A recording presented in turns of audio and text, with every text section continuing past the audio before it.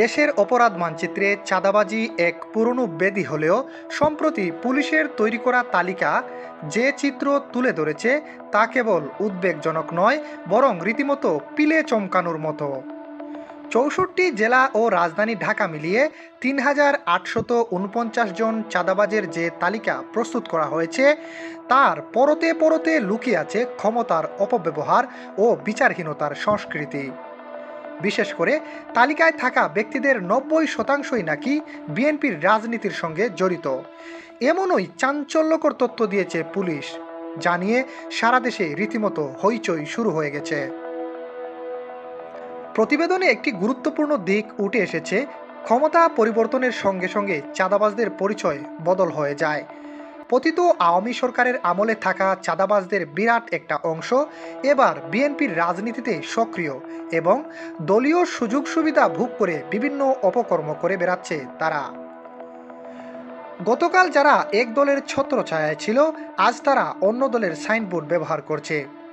এটি স্পষ্ট করে যে চাঁদাবাজদের কোনো নির্দিষ্ট আদর্শ নেই, তাদের একমাত্র আদর্শ অর্থ ও প্রভাব।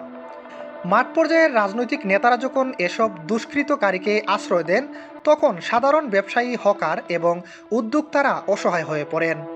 সড়ক, হাটবাজার থেকে শুরু করে বড় বড় নির্মাণ প্রকল্প পর্যন্ত বিস্তৃত এই নেটওয়ার্ক দেশের অর্থনীতিকে ভেতর থেকে ফোকলা করে দিচ্ছে।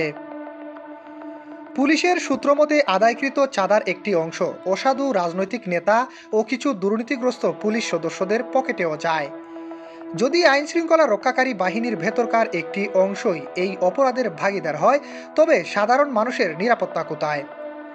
এই দুষ্টচক্র ভাঙা না গেলে কেবল তালিকা তৈরি করে চাঁদাবাজি নির্মূল করা সম্ভব নয়। অপরাধীর রাজনৈতিক পরিচয় যাই হোক না কেন, তাকে কেবল অপরাধী হিসেবে গণ্য করা এখন সময়ের দাবি। স্বরাষ্ট্র মন্ত্রণালয় ও পুলিশ সদর দপ্তর থেকে কঠোর ব্যবস্থার যে নির্দেশনা দেওয়া হয়েছে, তা যেন কেবল কাগুজে হুঁশিয়ারিতে সীমাবদ্ধ না থাকে। অতীতেও আমরা তালিকা করতে দেখেছি, কিন্তু রাজনৈতিক প্রভাবের কারণে অনেক সময় রাঘব ভুয়ালরা জালের বাইরে থেকে গেছে।